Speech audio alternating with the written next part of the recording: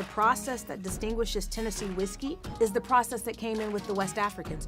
We wouldn't have known that if they hadn't put it in the press. My parents, they sat me down and said, listen, this is our house, we pay the bills, and so you either do it our way or you have to leave. Now, I don't think they expected me to leave, but I left.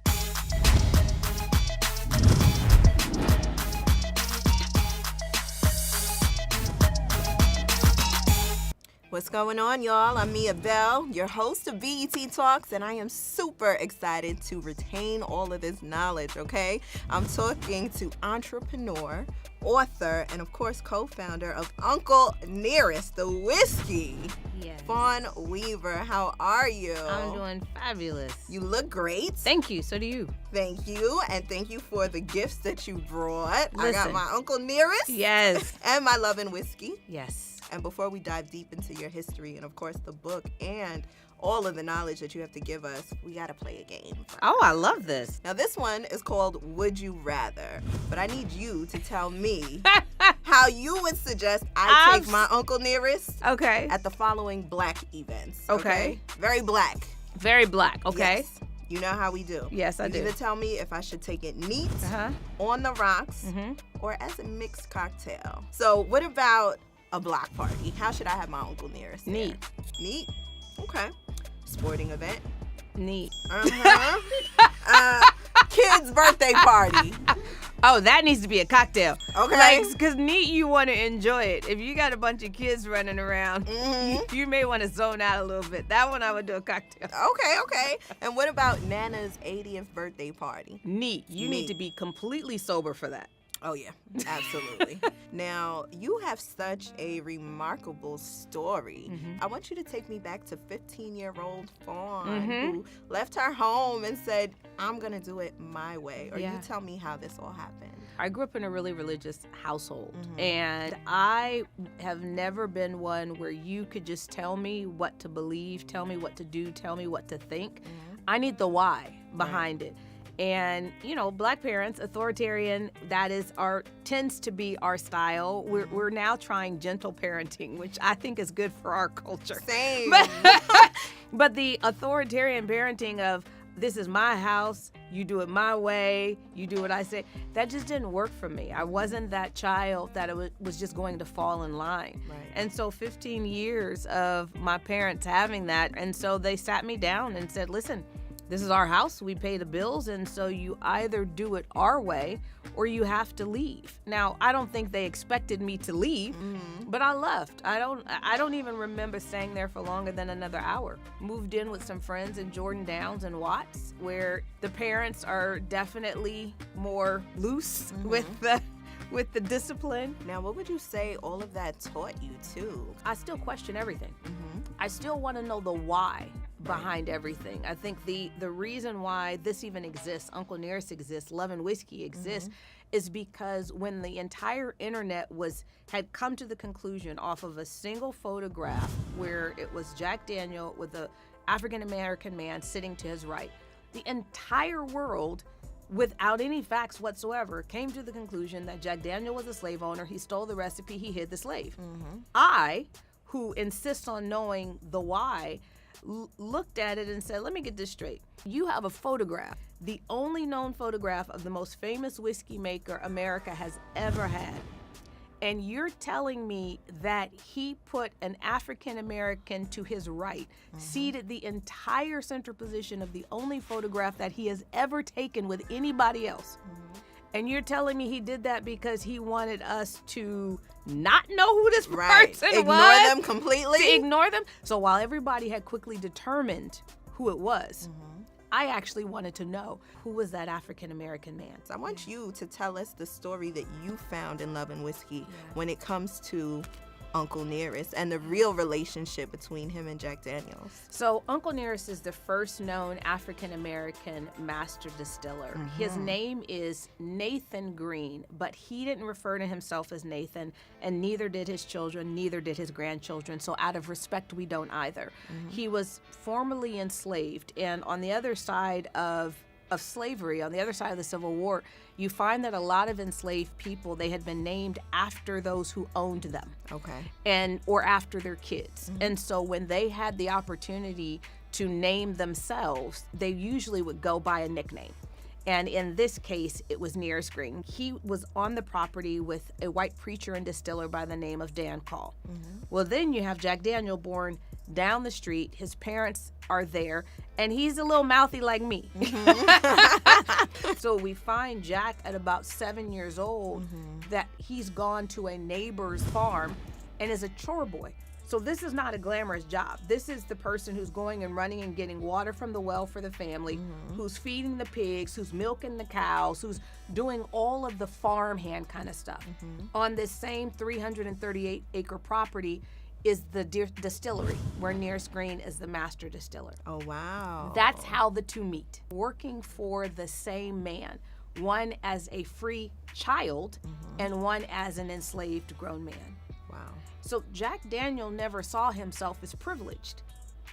The kid was feeding slop to the pigs. Right, chore You boy. can't find privilege in that. And so his relationship with Nearest Green was one as equals because he didn't have the opportunity to benefit from his skin color. And what brought these two together to then have Jack Daniels? Jack's biography says that Jack just had this curiosity. He wanted to know what was going on the part of the property that he wasn't allowed to go to. Okay. And over time, Dan Call introduced him to Nearest by saying, this is Uncle Nearest. This is the best whiskey maker I know of. Now, in our culture, historically, you use the term uncle and aunt when it kind of meant good Negro or good slave. Yeah. In this instance, the most respected men in that area were all referred to as uncle. It was out of respect that they called him Uncle Nearest. And it was out of respect because he was the best whiskey maker. And in that period of time, in that area, there were 16 distilleries in a 4-mile radius. Wow. And his was the best. So we know we were always there, but we've never been able to prove that we were at the beginning of a famous American brand. Yeah. So the idea that I'd have the opportunity to prove that meant something.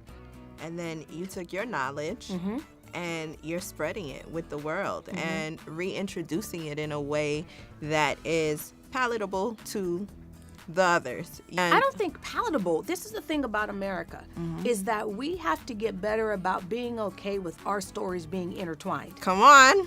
We have to get to a place where we understand that our success, both of our success, theirs and ours, are inextricably linked. Yeah, We did have allies. Jack Daniel was an ally. he was. But think about how quickly we made him an enemy. Not because we had any proof, not because there was any research, but because we just determined by the color of his skin and the latitude and longitude by which he was born. Right. The conditioning that we've experienced Yeah. as Black Americans too, that, make us believe that. And now here you are telling us the real story. Why that's important? Nearest Green's family, he has over 100 descendants still living. Every restaurant and bar that they go into in this country and say, I'm a descendant of Nearest Green, do you know the level of respect they get now? Really?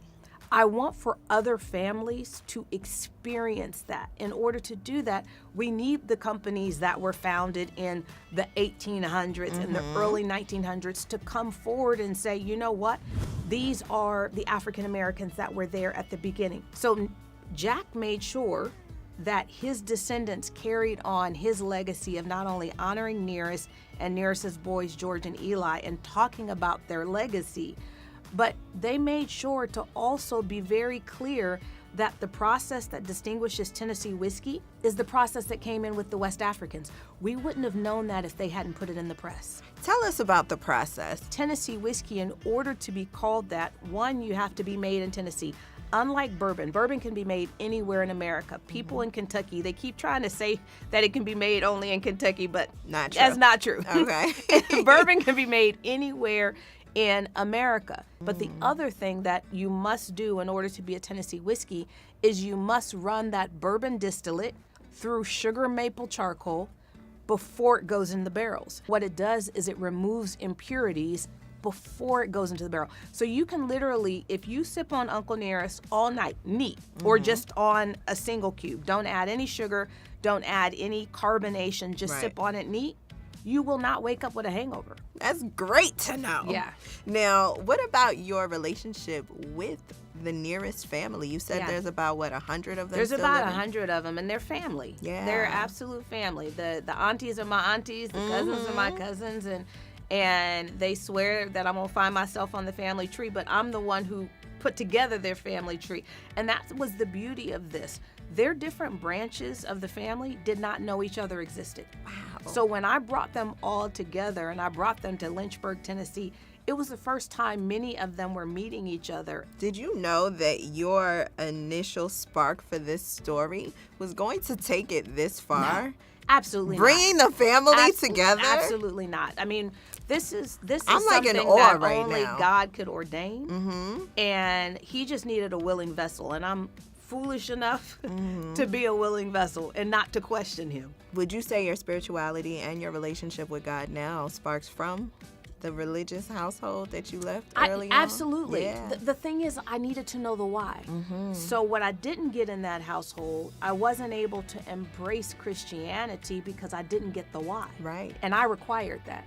But once I was on my own and I began to study, I had the basic foundation, but nothing was built on that foundation. Yeah. And I had to build that from scratch. And that came from understanding the why. Now, of course, you mentioned your husband, who is also a founder of Yes. the brand. Yes. Now, it makes Of me... all things. Of all things. It's my husband of 21 years next month. Wow. Yeah. That My is favorite beautiful. And just to know that you guys have built this together and that he's just as passionate and interested and ambitious as you are to make this what it is and to bring the Nearest family together in that regard. Now, what position does he play, and how is it doing this together? So when we began, he was an executive vice president for Sony Pictures. He oversaw global public policy and external affairs. He was busy. So he was there from the beginning, and he was blocking and tackling for me, but he had a very, very full-time job. Right. And it wasn't until this last year that he's been able to actually, he retired from Sony and is overseeing all of our operations. Wow. And we have the 7th most visited distillery in the world, not just whiskey distillery, all distilleries. Can you tell me what it's like, what I'd be walking into? Oh, yeah. Give me a picture of it so I can, pack my bag. First of all, the pure scale of it throws people off Okay. because it's 458 acres. And you pull up to it, and depending on which way you come from, if you pass the whole thing, that thing goes on. I mean, it goes on for a solid block, just the frontage of it. That was such a famous property in that area. We wanted it to have the majesty that the community has always enjoyed. Wow. And we've got about 60 horses that are on the property, so it's really beautiful. One of the best barbecue restaurants in the South is at our distillery, so people come, and we have a lot of people that come that do not drink, and I love that because I think too much of America drinks. So I'm not mad when someone says, I love the story, but I don't drink. I'm good. You the designated driver. We need more DDs in this country.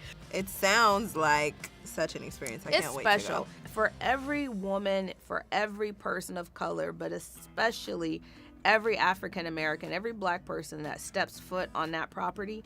You literally cannot be there and not dream bigger. I don't care how big you are, and we have a lot of celebs that roll through. We don't treat them no differently than everybody else. Right. And they come through there, and even they, at the end of it, realize they need to dream bigger. You got it, Fawn, all the way. I am so in awe. I will keep saying it over and over again. We're going to play some more games. I love it. Okay? Now, I need all the Black nicknames for brown liquor from you. Well, yak would be cognac. Uh-huh. Vassier would be Courvoisier, but that is still a cognac. Okay. Henny would be Hennessy, but that's also a cognac. All the Black nicknames, by the way, are for cognac. Yeah. so just go down the list of all the Black nicknames for alcohol, and it's all in the cognac family. My favorite is that brown. That That's brown. what I call it. That brown. That brown. Yeah. Now, I need you to give me some drinking songs. I'll start one off just so you know we can check the temperature. Rihanna, Pour It Up. Here's where we're going to differ on what a drinking song is. Okay. I don't separate out drinking from my life. So I might be sipping on some Uncle Nearest and drinking and listening to Kurt Carr's For Every Mountain. Like I don't have a song that pertains. No, I don't have a separation. Now, I mean, obviously, Shabuzi's Tipsy song is really popular. Ooh, that's a good one. That's really popular, except I would prefer for our community to not be tipsy. So let's start there. I know, and of course, you got to tell us that part. I would prefer for us to drink in moderation. Yes. Because we have too much progress to accomplish to not be fully sober.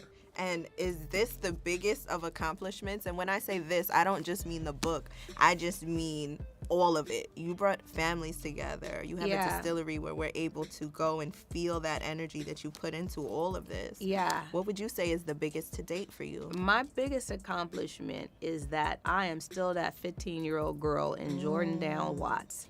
I've not changed. I am who I am. I walk into every room with the most confidence, not confidence rooted in arrogance, but confidence rooted in humility. Yeah. And the fact that I have held on to that, I have created the marriage of my dreams, and I am a whole person in the midst of all of this. That's what I'm most proud of. Wow.